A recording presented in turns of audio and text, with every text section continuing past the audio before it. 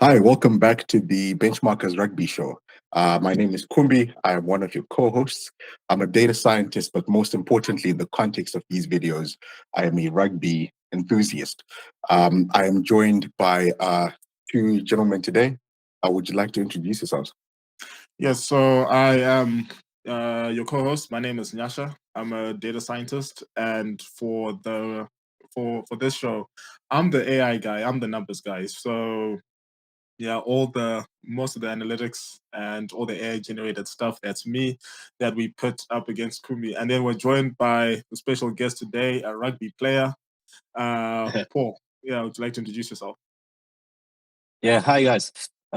So I'm also an AI guy, an AI analyst, but I play in rugby actually in France, in Annecy. So I hope I can have a great conversation with you today, guys. We've actually added Paul. Yes, he's fantastic with the data, but really we were butchering the French name so much this week, so we had to bring in a Frenchman. So yeah, so, Yeah. so yeah, I think we're gonna have quite a bit of fun today. Yeah, exactly. And as you saw, I didn't even attempt his last name. No, or should I? Yeah, I've been taking French lessons. No, not yeah, today. heard Not it. today. Not today. But yeah. So welcome to our series. This is the road to the World Cup. So we analyze all the games leading up to the World Cup. And in this segment, we decided to make a team of the week. Now, the way this is set up is there's a experts team of the week, or one that was selected by the ITIS. That's by so Paul selected his own 15, Kumbi selected his own 15, and mine completely AI generated, only using the numbers. I'm sure they'll have something to say. I don't know if I can fight back, Yeah. but yeah, we'll see how it goes. So Kumbi. All right. Okay. Yeah. So I'm quite excited about this because at least this time we're going to have two people who've watched the games, and then we also have the numbers. So I think it's going to be exciting to see the differences in the three teams. All right. So just to have an overview of my team, right? So I'm just going to start, with the forward pack in general, right? So what I've done, right? So maybe this is not, I don't know how the numbers reflect when it comes to this particular team, but Yeah. just my forward pack. And then I think, afterwards, Paul can also give me his forward pack, and then we'll start with the forward packs and go like that.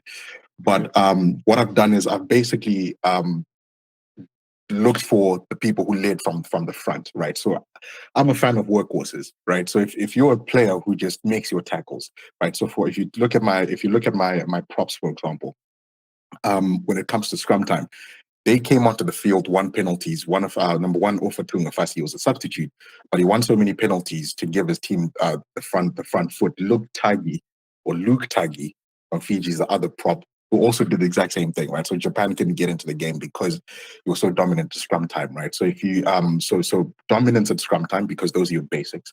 Yeah. If you look at my locks, I've chosen people who, once again, basics. The basics of a lock is the lineout, right? So if you look at Sam Whitelock, not only did he win his lineouts, he also won some turnovers, right? So basics and also some extra stuff around the park as well. Richie Gray, the Scottish lock, he's my second lock, basically for the same thing, right? So when Scotland needed when they were coming back against France, which we're going to talk about in a bit. We're going to talk about the how they collapsed, how the French team collapsed in a bit, but Richard Gray led from the front, essentially, right? So whenever they needed to go to the lineout, they went to him, and so that's four out of my tight five. I know I'm not going in order here, but my hooker is, and right. So this is where Paul comes in, right? So I think I'm going to give it a try. Pierre Yeah. Boukhari is how Yeah, almost. Pierre Bourgarit. almost Hey, listen, man. Well Yeah. Boukhari. done. Well Okay, done. right. Okay, right. So he was the Yeah. French hooker, right? And not only Yeah. was he leading from the front defensively, he won some critical turnovers as well. I mean, it didn't really turn into a win at the end, but I think his work around the park was very impressive. And then to round out my forward pack, I picked two. I cheated here because I picked two sevens in the 6 and 7 position. But I picked Kalen Doris from Ireland and Jack Morgan from Wales, who aren't really, they played seven, both of them, but then they're not really traditional sevens. But once again, because of their work around the park, if for you to start going wide, you need your guys to really do quite a bit of work in getting the team forward in the middle of the park. And they did a really good job of that. I think each of them were the man of the match for their respective games. And then finally, my eighth man is New Zealand number 8, Ardie Savea, who, he's got dominant carries. He got some critical turnovers. And I think he's proving to be one of the best players in the world. And I think he's been for the last few years. So I think that was quite impressive. So that is my forward pack. So yeah, so let's see what what Paul's forward pack looks like. Yeah. Okay. Yeah. So I do agree with you. A player in a full pack needs to have some dedication and be just one of the best at the basics. So Right. starting number 1 for me is Angus Bell this weekend. He's shown some impressive activity. I can remember him like going through 4 or 5 defenders in one action. Right. That was impressive. Right. Yeah. Like in Northern Offload at the Hemisphere, end. we don't often see this player play because he's playing in Super Rugby, and every time I see him playing, he impresses me so much. Then number 2, same as you, Pierre Bourgarit. Okay. Such an impressive game. He had some really clean throws in lineouts, which is really important. And once again, as you said, he won turnovers. He has so much activity, always going forward. And then number 3, I picked Thomas Dutoit. He just dominated so much his part of the scrum. I think he had Thomas Gaio against him in scrum, but he was just above, even if Thomas is really great at scrum. And then going to the second row, I also picked the king of the lineouts, king of the airs. So number 5, same as you, Sam Whitlock. You've already said all. He has some impressive activity. I don't know how many turnovers he won, but it was impressive. Even at the end of the game, I think his performance went up just through the game. It was impressive. And then number 4, I picked Woki, maybe because I'm French. Just that French bias. Yeah. No. I mean, it was really close with Gray. Both played an amazing game, but it was a great performance for Woki. He led the pack so much because there was some leaders that weren't playing, but he took these responsibilities so great. I had to pick him. Then third row, I had number 6, Tom Hooper. To be fair, that was one of the first game I watched from him, but he impressed me so much. I don't know, is he young? He looks very young, but like he's... I think he's new to the squad. Yeah, he impresses me so much. He always going forward. I don't know how many dominant contacts he had, but and he also scored a try where he has like 3 defenders on him. Right. Yeah. And then number 7, I picked Kalyan Doris. That's for an overall performance. Scored 2 tries, I guess. Impressive activity everywhere on the pitch. I think that Irish squad has found a very great number 7 here. Yeah. And then my 8th man, Ardie Savea. How couldn't I pick him? Like, he just have done some Savea things. It's impressive. Like this tri-sever tackle on number 9 and was impressive. He was everywhere, always going. He's like a player that can do everything, and he's one of the best in the world. So now, Yasha. All right, thanks, Paul. So mine again, AI generated. So the way this is generated is we look at all the KPIs that are captured. So like your defenders beats and your dominant carries, your dominant tackles, things like that. And then the AI decides what are the most important things for a team to win, rather for a player to be impactful. Ranks them, gives them a score, right? Combines your total score, right? So let's say you have like 10 clean breaks, for example, right? And that has like an importance of like 2, right? Which gives you a score of 20. And then groups them obviously by position to give me the best 15 players. Right. And I hope we have enough in common, right? For me not to look like an idiot, for my AI not to look like an idiot. Right. But yeah, it's all fun. So starting off at number 1, we have Angus Bell, right? Which, yes, at least he has made some of these the list for the professionals, right? And Angus Bell from Australia. And then from France, Pierre Bougarit, right? From France. And then next, there's common,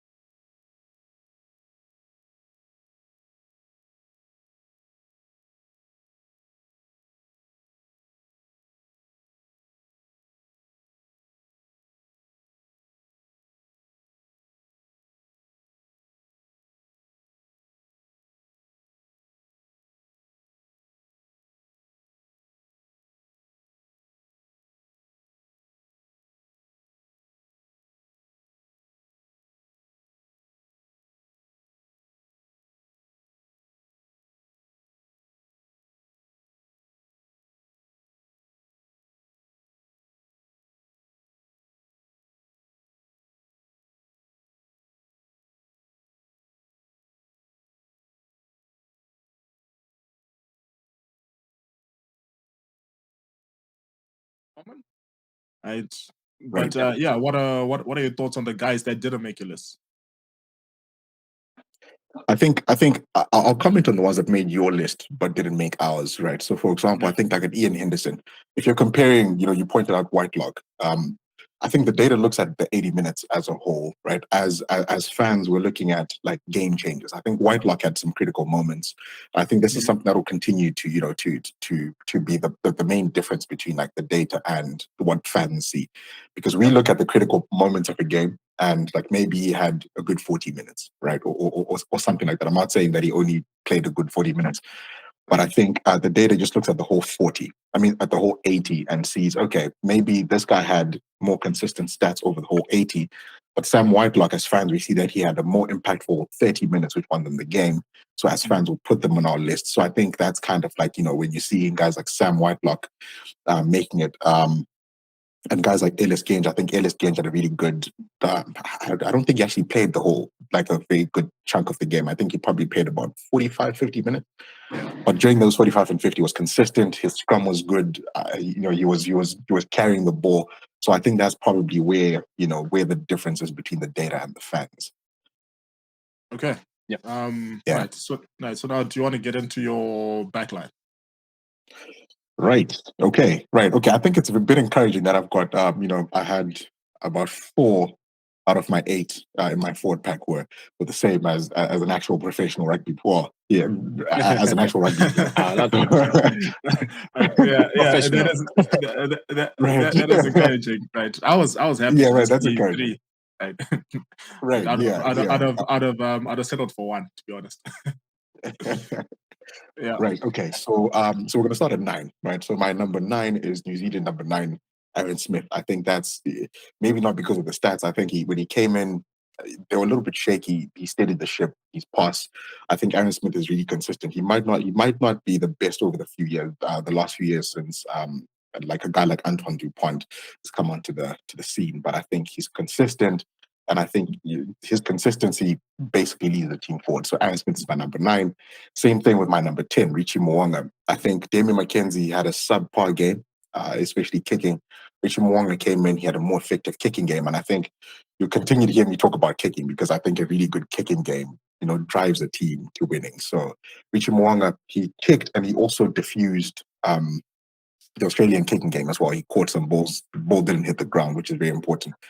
Yeah. My centers, right? So my centers, I'm going to start with the 12th. So I don't know if Paul can help us with a little bit of Italian. I know, it's a bit close, but I'm going to give it a shot. It's Tommaso Menoncello, right? Ooh, that's cool. That's cool. That's right. cool. That Yeah. sounded really nice. I'm spending some time on Duolingo. Yeah. Right. So he's my Okay. number 12. Yeah. And so I think he did get injured, and it looks like he might miss the World Cup. But I think he had quite an effective game defensively, and he had some good carries. My number 13 was Fijian captain, right? So I know I'm going to get this completely wrong, but Waisea Naya Salevu. Yeah, so if we've got some Fijian, people in the audience, maybe you can correct the pronunciation there. But yeah, so I think he had a lot of carry meters, and I think he led his team. So Fiji was quite dominant against Japan, and I thought I would just reward that performance. And then to finish it off with my back three, right? So you'll notice that my back three has 2 Scottish people. So even though, once again, they didn't really have a very good first half, so which I'm going to predict that, we might not find these guys in Nyasha's team. They had a very good 40 minutes, but within that 40 minutes, the back three really worked hard. I think Blair Kinghorn specifically was very impressive because Stuart Hogg just retired. So for him to come in, he primarily plays 10, to come in at 15, provide that second playmaker role, but also be a running threat.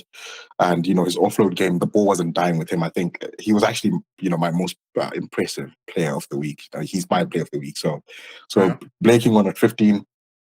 Darcy Graham, because of his work ethic, he scored a try during that game. So he's my 14. And then finally my 11, who's also, he played 14, but I'm kind of slipping him into my 11 spot, is Kanan Moody from the Springboks, right? So I think he also had a very good running game. He broke some tackles, has a very powerful fend. He's good under the high ball. I think that was very impressive. So I think at the time of this recording, they haven't really announced the squad, but they're announcing the squad very soon for South Africa. So I think it'll be very interesting to see because I think Kobe is their primary 14, but will they pick someone like Moody because of those attributes to go to the World Cup? So I think it's going to be very interesting. So that basically rounds up my 15 of the week. All right, so let's hear how many I can get in the backline that are correct to Paul's. I mean, as the same as Paul's. Yeah. Okay. All right. Yours is really good. In fact, I like it. So for me, number 9, starting Cobus Reinach. I don't know if I pronounce it well, but yeah, that was good. I love the way he dynamized the game. He is. I think that South Africa needed a number 9 that really put some dynamics in the game, and he also has a great kicking game. So he led his pack to the win. Definitely, he was very impressive. But I have to mention also Aaron Smith, who made an impressive entrance to the game. He changed it with his, which I picked as a number 10 also, Richie Mwanga. These 2 guys, when they came in, they just changed the game. That was eye-catching how the game changed. Like Australia didn't have the ball, didn't have any game control. So yeah, definitely these 2 are impressive. And number 12 for me is Samu Kerevi from Australia. Why? Because he has really always keep some momentum to the ball, always going forward. He had some very good player against him. I think it was Leonard Brown, which is a great defender. Yeah. But he always went forward. That's why I picked him. I have to mention also, I don't know how to pronounce it, from South Africa, Esterhuizen. Yeah. He also played a great role to always go forward and fix the defense. But then number 13, I decided to choose George North. Why? Because I think that he's coming back from tough times, and at the great moment because there is a World Cup. He is very really like bringing balance to Wales backline. He has now some experience, and he still has some impressive physical attributes. I think he is breaking the line and scoring a try. So yeah, I picked him. Then I'll go to my winger. So number 11, I picked Fainga Anunku. I don't know if I pronounced it well. That's New Zealand's winger. I think I never watched him play before, but he was impressive. Always going forward, a lot of dynamic. Yeah, impressive. And number 14, I picked Moody from South Africa because this guy is always beating defense. He makes like beating defenders look so easy. And as you said, he's really great under high ball, which is really important nowadays in rugby. Also have a great defense. So that's definitely a great pick for number 2 for South Africa, because there is obviously Cheslin Colby in front of him, I guess. But I have to mention also Darcy Graham and also Louis Bielbiaré from France, which made a very impressive first test. Scored a try, always going forward. He had like Van der Meer against him, which is such a big player. That's a tough first match. Yeah, but never missed a tackle. So yeah, really great performance from you. And as you said, also my player of the week, number 15, King Horn from Scotland. I think, yeah, as you said, Scotland here definitely have found the successor to Stuart Hope, which is really important to have a great 15, really good under the high ball. Second playmaker, because as you said, he's used to play 10. That's really, really great for Scotland just before the Rugby World Cup. Now, I'll let you, Nasha, presenting us your backline. Right. So how many in common do we have there? That was 3 in common. Moanga, Kinghorn, and Moody. Moanga, I think I'm feeling Kinghorn, Moody. Yeah. I'm feeling good about my selections. Okay. I am. You know, man, back to AI. Yeah, okay, cool. Right, good list. Right, let's get into it. Right, so starting off, from Wales, right, Gareth Davis. Right. And again, I really hope you guys agree with this. But you know, from what you're saying, we do have a couple of similar names. Going on to him, Finn Russell, right, from Scotland, which is I know it's a guy Kupi likes. I think yeah. Right. I like him too. Impressive player. Okay. Yeah, I think because he was in Six Nations, right? Yeah. So when I was building models for that, he kept popping up a lot. Yeah, in my opinion, that's the playmaker, like the example of the playmaker is the greatest at this. Okay, great. Right. Yeah, let's keep it moving. Right, now now I'm more confident. But yeah, right. And then after that, now just I do have to ask about this guy from Ireland, Jacob Stockdale. Right. What are your thoughts on him as a player, specifically this last weekend? Yeah, he did a great performance. Obviously, I mean, I thought about him against Fainga Nuku, but yeah, I mean, he definitely did a great performance. But I didn't pick him because I think that Fainga Nuku made a greater performance. But he's definitely made a great. I think it scored a try. No. Yeah, I think so. Well, the reason I asked is because looking at the scores, it's only marginal, but he was given the highest score, right? So across the game, you know, he had I don't really want to say statistically best, but impactful. right? Although you guys had the same team, like player of the week, but if the model were to pick, it would pick this guy as the player of the week, right? So that's why I was singling him out. And then from South Africa, we have Andre Esterhuizen. After that, from Australia, Samu Kerevi, who I know is on one of the lists, right? And then, of course, clearly the man of the moment, who's on 3 lists, right? So maybe this should have been your player of the week, Caden Moody. And last but not least, and this will make you happy, Paul, from France, right? Bryce, is it Bryce? Is it Bryce Dunn? Brice. Yeah, Brice Dulin, but yeah. Brice Dulin. Yeah, Dulin. Oh yeah. Right. Now, yeah. So Paul, what yeah, right. So actually, he got the second highest score, right? Right. So maybe the model really favors a workhorse. Also, he's the captain, so clearly he must be doing something right. But yeah, he got the second highest score, but it was marginal between him and Jacob Stockdale. And yeah, guys, I know we have 2 in common. So yeah, what are your thoughts on the list, especially the guys that didn't make your list? Yeah. Well, I think for me, obviously I'm going to go back to Finn Russell, right? So I think Finn Russell, once again, I think I'm going to go back to the point I made about the forwards, right? He had, I think, the second half that he had when he just took control of the game, the kicking game, he improved his kicking game, the playmaking, especially between him and Blake King, that was very impressive, right? So I think,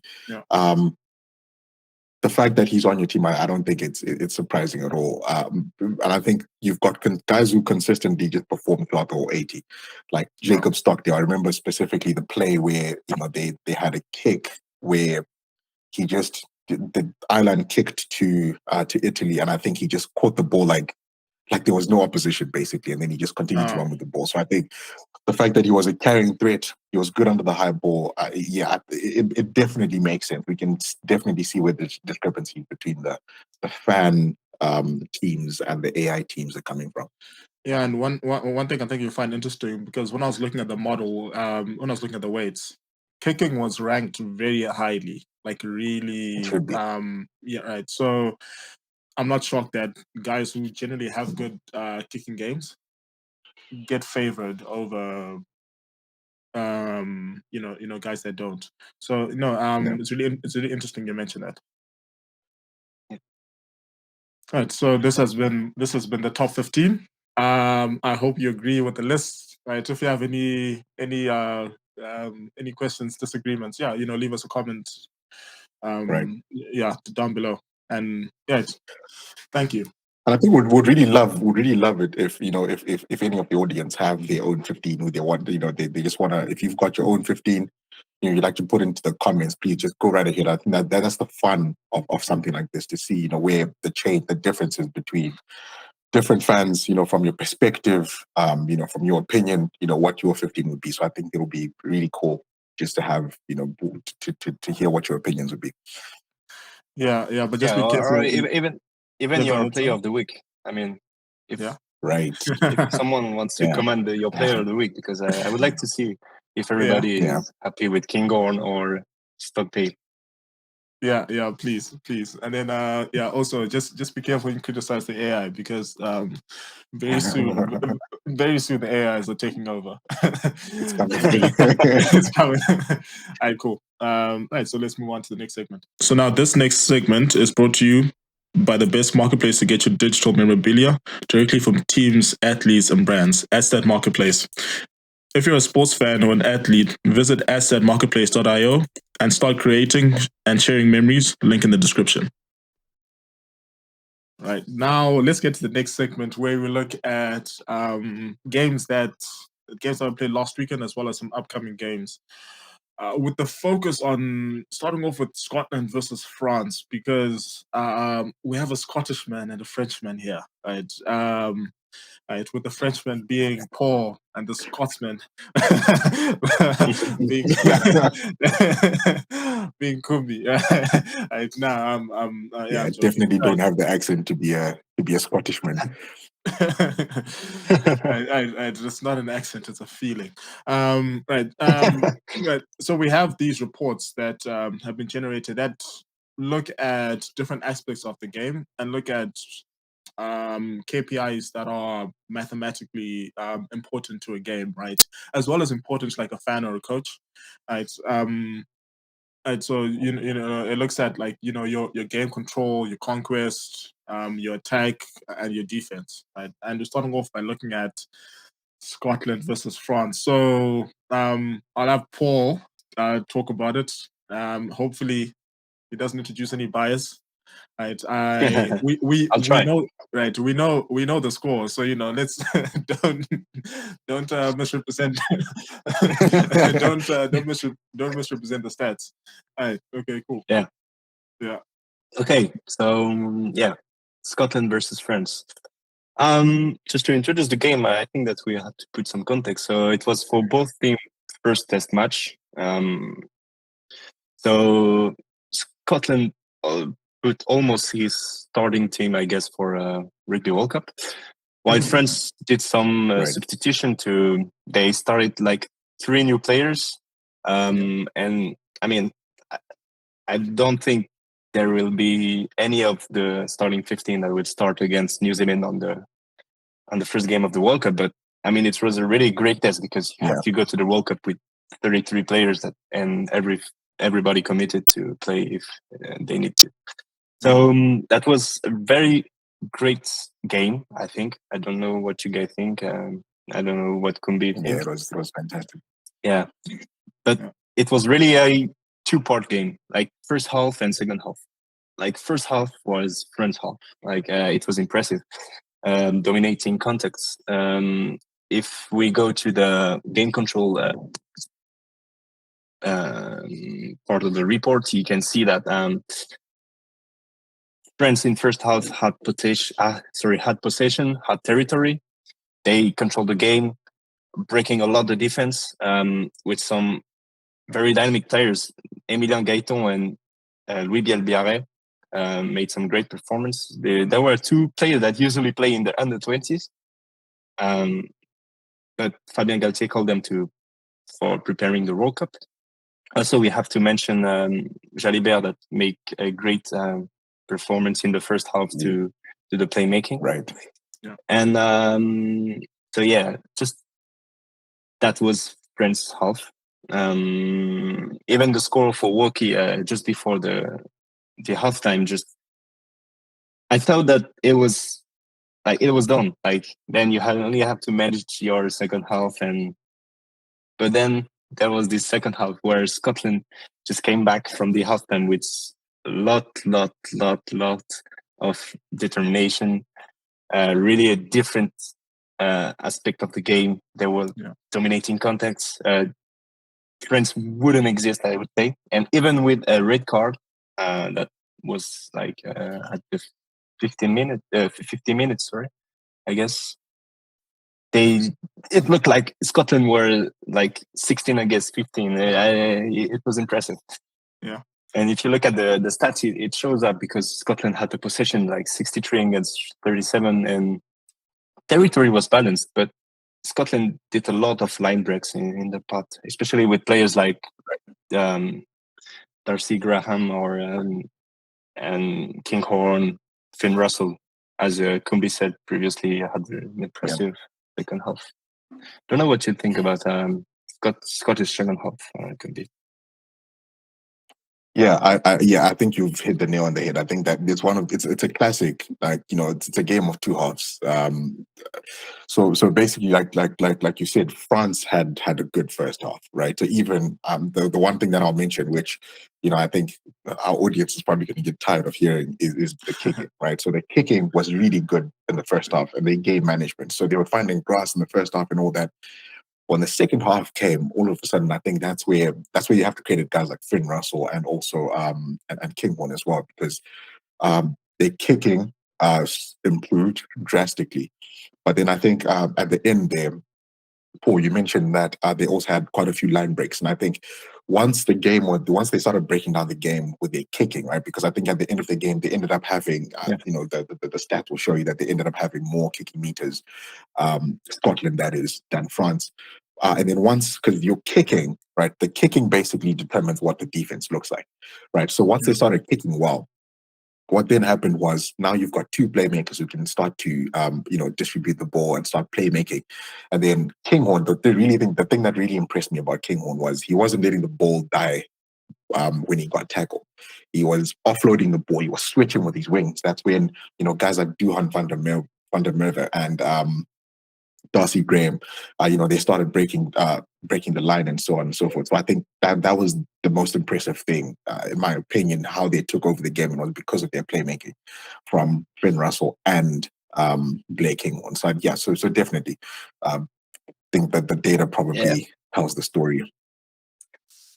And I would say that these are two teams that love to have great kicking and territory. And in first half, Right. If you look at territory, like France absolutely nail it. Like 60% of territories, it's really hard for Scotland to be dominant. But then in the second half, it was like almost 50-50. And then, it was hard. Like, I think that France had a younger player, less experimented. They just lose the game control, and against that, Finn Russell was just a genius, and he just took the game to his plays and just level up compared to his first half, and then that was done. I mean, I will mention, I know I've praised Scotland, but I think I also just need to give France some credit, because one thing that we mentioned last week in our first video was the fact that France, like within their, you can tell even with the under-20s, they've got a certain style of play, right? And I think it translates through their, from the youngsters into their first teams. But I think because, like Paul mentioned, they played a lot of their, French players. They probably want to see, who are they going to pick up in their squad. But a lot of so if you look at one try that they scored, I'm not sure, it was their scrum off. I'm not sure what his name was, who finished off the try, a classic French try. Right. There you go. So I think it was a classic French try where it's from a kick, and now you start to run the ball back, and there's an offload in there. The wing tries to go around the Scottish wing, offloads back inside, and then the scrum half is also running a support line, which also Antoine Dupont does very well. So I think you'll see that the French team, even though they didn't win, I think there's a massive positive to take away that when they were dominant, they were dominating in a way that's classic that we think is now classic to French rugby. So I think that's a massive positive to take when it comes to France. So yeah, definitely. What I would say also is that it's impressive how, like, even if you change the player in this squad, the game style remains the same. You bring up players from under 20s, it remains the same. It's exactly the same. Yeah, France has built something very, very impressive because, like, the connection between the under 20s and the team, all these trainings, I think Fabien Galtier, I don't know how it is really in the Southern Hemisphere, but Fabien Galtier is always calling up like 40 players to do the trainings. So, something is happening in France. It's shown with the results, but I think it's more it's more deep than only the results. There is a restructuration that have been done in France that is impressive. Absolutely, yeah. Oh, okay. Yeah. Now, so as you guys, now just looking at the attack, right, and especially the importance of kicks, right? So just looking at the report, look at kicks. I mean, it looks like generally, Scotland was dominant in that area. 28 kicks, but 887 kicking meters to France's 785. And then we'll also look at the carries, 129 to France's 100. The carry meters, that's almost Scotland almost got 100 meters more with carries, right? And 89 rucks to their 72, right? So I mean, obviously from a numbers perspective, it looks like in attack Scotland is doing fairly well, right? and also I guess from what you guys are saying, it does match up. So yeah, what's your analysis there?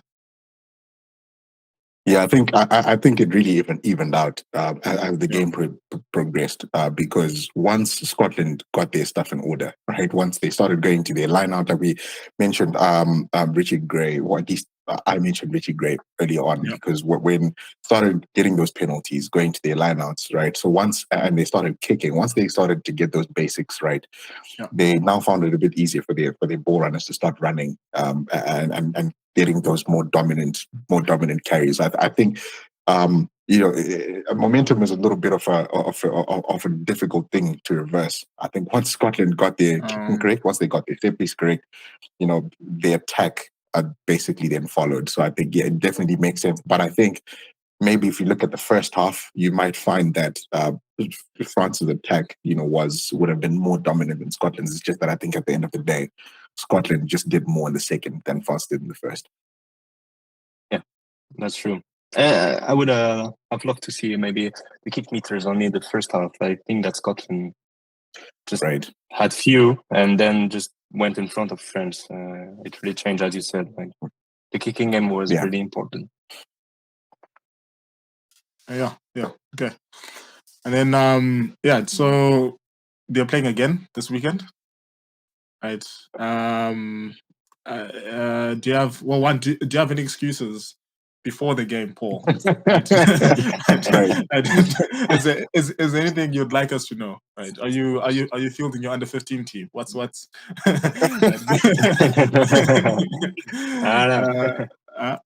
think it will be a completely different game. I don't know. We'll see him on. I don't know when he will be announcing the squad, but I think that Fabien Galtier will put his stars, starting players. Yeah. It will be the first real test for France. But I will see, because it will be very interesting, because I have to say that Scotland impressed me. I don't remember that they were that strong as they were in the second half. In the Six Nations, they were a bit below, I found this year. Yeah, right. But yeah, it will be a really, very great game. It must be watched. And it's French. So yeah, absolutely. Yeah.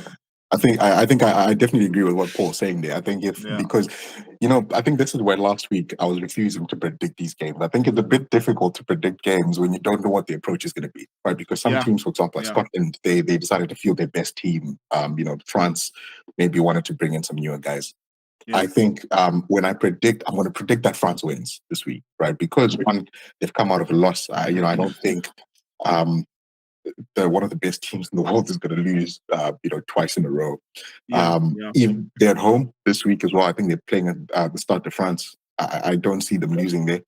And also, the main thing, I think they're going to field their best players, right? So it's the moment I see Antoine Dupont and Romain Ntamack on the team list, it's going to be over, in my opinion. So so I think France wins that. But also I think on Scotland's side as well, their number one prop. I think, well, not number one, their tight head prop got a red card as well, so they might just need to do a little bit of reshuffling. So I think for me, all signs are pointing towards France winning, but we'll see how it plays out. Okay, cool. All right. So shall we look at the analysis of the upcoming game? All right. Okay, cool. Right, and again, right. So this is a similar report, what we call a pre-game report. These pre-game reports are just looking at matchups, right? Looking at KPIs and trying to see who we think will win. Showing each team's strength and their weaknesses, right? So just looking at France versus Scotland again. Right, so I'll hand over to Paul, but just to start off, just looking at their form.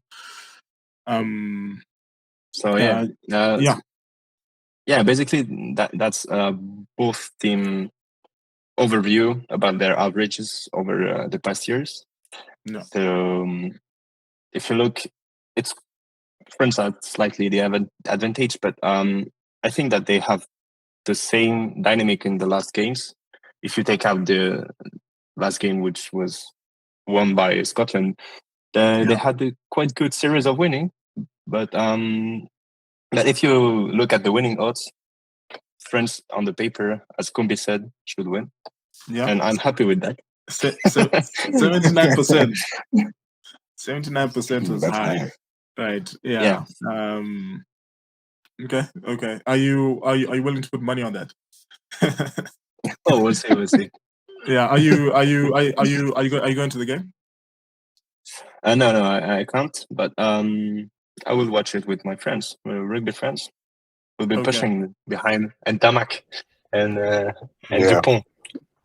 Okay, so right now look at France's winning model. Do you want to just talk us through this analysis?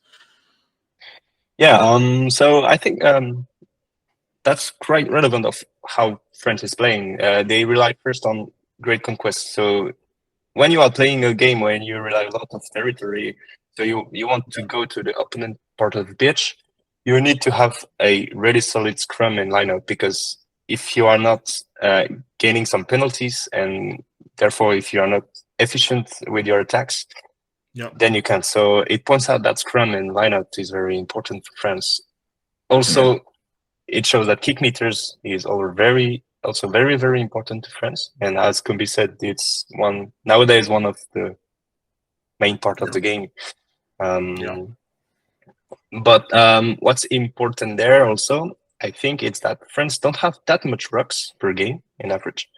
But they beat a lot of defenders. If you compare it to other teams, they will definitely have less ruck, but beat as much or even more defenders, which means that they are very, very, very efficient with the ball. And you talk about that try by Baptiste Couillou, I think it shows it. There are no rucks, only runs, breaking the line, beating defenders, and then support, like some play that come to support the play. And that's really the French signature. Like, you don't need to have that much possession. As you see, it's only 43% possession, but in the end, you need to be efficient to win the game when you are playing with France. And then if we move out to Scotland, we see that Scotland rely a lot on defense, because they need to be really good at tackles, don't concede that much penalties. But in fact, we see that last game they had 14 penalties, which is quite a lot. That's right. But once again, they rely on a strong scrum. There is not line out, but also on a strong line out. In fact, if you look at this, there are very similar teams on the paper. I would say that France is a bit more efficient in its ball positions, and like Scotland has slightly pressure kick, a better pressure kick. But it will change this weekend, because there will be Antoine Dupont, which in my opinion has a really, really, really great box kick. And so we'll see. From both feet.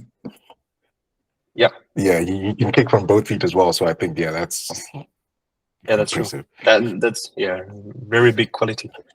Kicking. But I think the one thing that we might consider as well, obviously you've got the styles of play from the previous week, and then we know how these teams perform.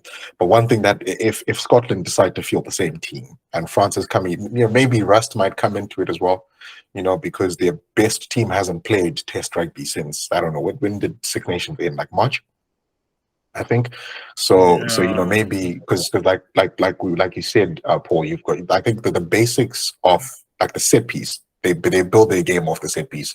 For them to have these efficient carries and line breaks and all these things and supporting runs, they first have to have a good set piece, and so we'll see how the set piece performs at the beginning of the game, especially. But I think because this is one of the best teams in the world, they'll build into it. But I'm very curious to see how they start. Yeah, that's true. Set pieces are a very important part of the game, and they had this attacking coach, which name is Labitte, and he just put so much effort on set pieces. How, if you look at France, they often play with the playmaker and some players in the back of him that just came to propose some solution to the ball carrier, and that's very, very efficient. In fact, that's how they break the line so much. But obviously set pieces are really a big part of French play. Okay, so it does sound like you guys are in agreement that France will win, right? Yeah, which I mean, I guess if they feel their best team Right. at home, if they feel their best team at home, right? Yeah, they should be good to go. Any players? Obviously you mentioned Dupont, but any players you think will stand out? Like who are like your top 3 players to watch? For granted, of course, you don't know the squads yet, but assuming each team puts its best foot forward. I would like to see first the King Horn performance. See if he's just going on the same dynamic as last weekend. Yeah. Also, I would like to see how Gregory Aldrit, French 8, All right. I was will about be to say playing the same because thing. Yeah. because when he's going forward, it's really rare to see France losing. And also obviously like Antoine Dupont, because he's and Ntamak, they are really the playmakers of the team, that they mix how France looks like. So beautiful attacking, lot of speed, lot of changing direction, and yeah, these are players to watch. Yeah, and you can be. Yeah. How do you think? Yeah, I definitely agree. I think I'd like to see how consistent they can Scotland can be with that connection between Kinghorn and Russell, if they're named to play. But I think with France, I'm going to be very excited to see those exciting players that we saw in the Six Nations, right? So you've got you Gregory Aldrit, Intermark and Dupont, but I also just want to see how the finishers perform. One of the impressive things in the Six Nations was their back there was very Penot. Toma Ramos. Yeah. I don't know if yeah. Yeah, that's good. That's good. Right. Yeah. So I also just want to see how they're doing after so much time off in Test rugby. So I think I'm very excited to see how their finishers also do. I think, yeah, that French flair, man. I just want to see the French flair this weekend. Yeah. I would love to.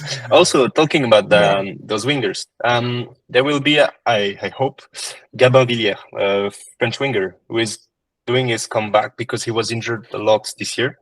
He didn't play the Six Nations. We'll see, because this guy, when he's in great shape, he's kind of our Cheslin Colby. He's the French winger with a lot of pace, dynamic on the feet.